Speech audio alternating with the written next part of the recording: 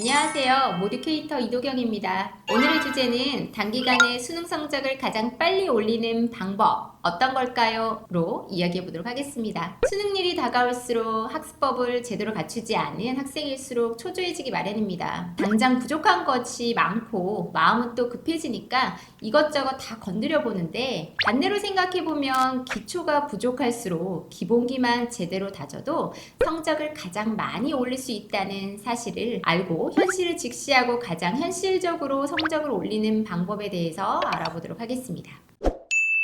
쌤, 안녕하세요. 네, 잘 지내셨죠? 잘 지냈습니다. 모드케이트 이도경. 오늘 정말 예. 중요한 주제입니다. 상당히 수능이 중요하죠. 얼마 남지 않았고 수능 성적이 잘 안 나오는 학생들이 너무 답답하죠. 지금 상황에서. 그렇죠. 잘 안 나오는 이유가 뭘까요? 사실은 뭐 잘 안 나오는 이유를 알아야지 잘 나오는 거죠. 그렇죠. 잘 안 나오는 이유가 뭐냐? 이 한마디만 딱 기억하면 됩니다. 3월 모의고사 성적이 수능 성적이다. 이건 모든 고3 학생들이 알아요. 왜냐면 선생님들도 그렇게 얘기하시고 그렇죠. 다 그렇게 얘기를 하시니까. 이러면 잘 생각해 보세요. 12월, 1월, 2월 공부하고 고2가 3월달 모의고사 딱 시험 치잖아요. 3월달 공부하면 12월달 공부한 게 잊어버리는 거죠. 그렇죠. 4월달 공부하면 여기 잊어버리는 거예요. 근데 이거 학생을 탓할 수도 없는 게 있잖아요. 중간고사, 기말고사 그 공부만 익숙한 학생들이에요. 그렇죠. 이 장기적으로 이 공부가 익숙한 게 아닌 게 뭐 100m만 달리기 하는 학생이 갑자기 42.19를 뛰려 하니까 이 페이스 조절을 못하는 거예요. 그래서 사실은 수능 성적이 안 나옵니다. 수능 성적은 의외로 나오기 쉽거든요. 네. 그러니까 우리 아이들은 지금 단거리 주자라는 거네요. 대체로 그렇죠. 그렇죠. 그러면 어떻게 아이들이 이 시련을 극복하고 단거리에서 장거리 주자로 바뀔 수가 있을까요? 가장 중요한 게 이제 현재 상황을 객관적으로 좀 파악하는 게 가장 중요해요. 일단은 한 가지 예를 들어 볼게요. 이거는 뭐 예를 드는 게 제일 좋아요. 국어가 2등급, 요거 국어 2등급, 영어가 2등급, 수학 3등급, 탐구가 3등급이라 합시다. 그러면 이제 학생들은 다 학원을 다녀요. 이게 뭐가 문제가 있어요. 왜냐면 모든 학원에서는 1등급 플러스 알파로 가르치거든요. 그러니까 그 학원에 잘하는 애들이 있는 거예요. 그런데 문제는 우리 애들은 이걸 다 소화를 못 해내잖아요. 이거 어떻게 해줘야 되냐면요. 우선은 이렇게 해줘야 돼요. 유지하기 위해서 공부하는 과목하고 내가 집중해서 올릴 과목을 선택을 해야 돼요. 자기의 상황을 직시하라는 겁니다. 내가 이렇게 3을 맞았으면 내가 수학을 2 맞는 게 쉬울까? 탐구를 2 맞는 게 쉬울까? 이걸 먼저 선택을 해야 돼요. 그리고 난 다음에 나머지는 공부를 하되 유지하기 위한 공부 정도만 하고 어떻게든 한 놈을 올려야 되죠. 요걸 보통 2개월을 딱 잡으세요. 올리면 탐구 2에서 1이 나은지 수학 3에서 2가 나은지를 또 분석해야 돼요. 그리고 난 다음에 또 뭘 올릴까를 생각을 딱 하시는 게 맞아요. 이 밸런스 있게 공부하는 게 중요합니다. 쌤 말씀은 다 알겠어요. 어머님들 뭐 구독자분들도 다 아실 거예요. 근데 정작 그래서 뭐 어떻게 해라고 2등급의 공부의 양과 1등급을 위한 공부의 양이 너무 다른데 그렇죠. 그런 양이 어디에서 어디까지 뭐 어떤 식으로 공부해야 될지 그 외에 질문 사항들이 너무나 그렇죠. 많다는 거죠. 그렇죠. 네.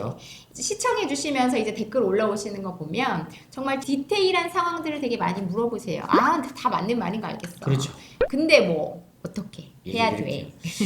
이거는 이제 굉장히 단순하면서도 거의 퍼펙트하게 먹히는 방법이에요. 학생이 수학이든 탐구든 모의고사를 딱 쳐보는 겁니다. 고3. 그렇죠. 네. 고3. 몇 월 걸로 쳐야 되는 그런 거 필요 없어요? 뭐 6월 이후 거 치는 게 맞죠.